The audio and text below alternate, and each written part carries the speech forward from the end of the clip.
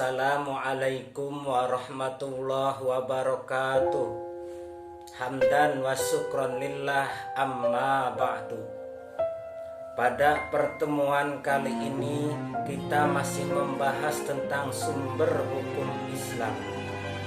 Adapun pembahasan kali ini yaitu membahas tentang sumber hukum Islam yang mukhtalaf. Artinya sumber hukum Islam yang tidak disepakati oleh para ulama atau hanya beberapa ulama yang menyepakatinya.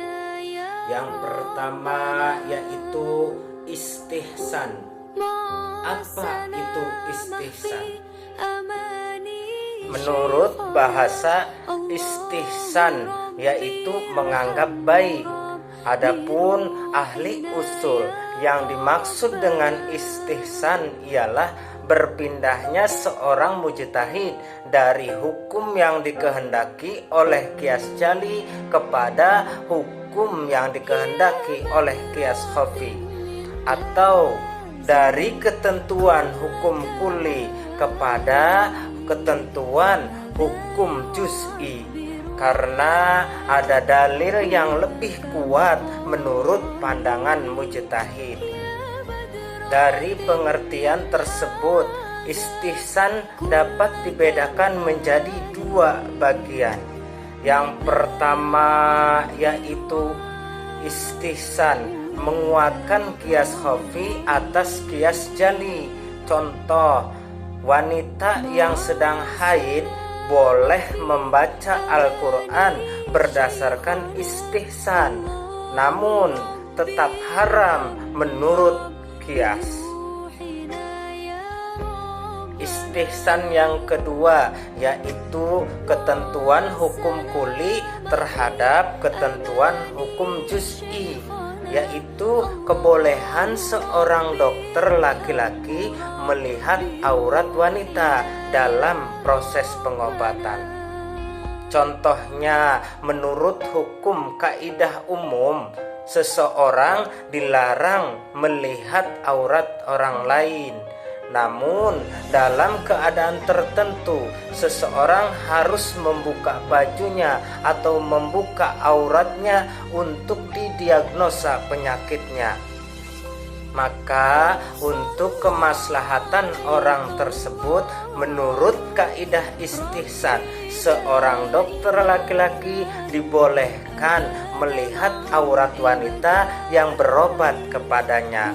Berlaku juga sebaliknya, seorang dokter perempuan dibolehkan melihat aurat laki-laki yang berobat kepadanya. Lalu, siapakah yang menolak istihsan dan menerima istihsan?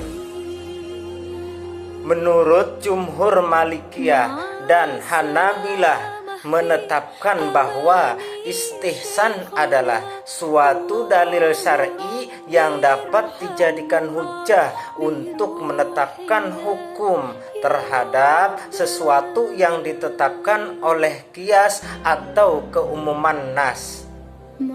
Dan menurut ulama Hanafiyah menggunakan istihsan ini dengan alasan bahwa berdalil dengan istihsan itu sebenarnya sama dengan berdalil dengan qiyas khafi atau berdalil dengan istihlah. Jadi kesemuanya dapat diterima. Sedangkan menurut ulama Syafi'iyah memiliki pandangan yang berbeda mengenai istihsan. Menurut Imam Syafi'i, dengan kaulnya yang masyhur yaitu barang siapa yang berhujjah dengan istihsan, maka dia telah membuat sendiri hukum syara'. Imam Syafi'i berkeyakinan bahwa berhujjah dengan istihsan berarti telah menentukan syariat baru, sedangkan yang berhak membuat syariat itu hanyalah Allah Subhanahu wa Ta'ala. Dari sinilah terlihat bahwa Imam Syafi'i beserta pengikut-pengikutnya cukup keras dalam menolak masalah istihsan ini. Jadi dapat diambil kesimpulan bahwa ulama yang menolak istihsan adalah Imam Syafi'i beserta pengikut-pengikutnya. Sedangkan ulama yang menerima istihsan adalah jumhur Malikiyah, Hanabilah, dan Hanafiyah. Demikianlah yang dapat Bapak sampaikan. Namun sebelum Bapak akhiri, ada satu tugas buat kalian. Tugasnya yaitu buatlah satu video semenarik mungkin yang berkaitan dengan istishab atau maslahah mursalah atau uraf atau saduz zari'ah atau sara'u mangkoblana atau madhab sohabi. Silahkan buat masing-masing satu orang satu video dengan satu judul.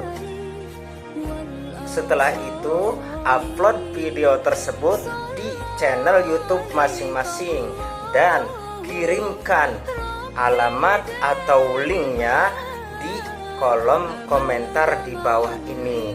Jangan lupa like dan subscribe channel YouTube Bapak. Sekian, terima kasih. Billahi taufik wal hidayah. Wassalamualaikum warahmatullahi wabarakatuh.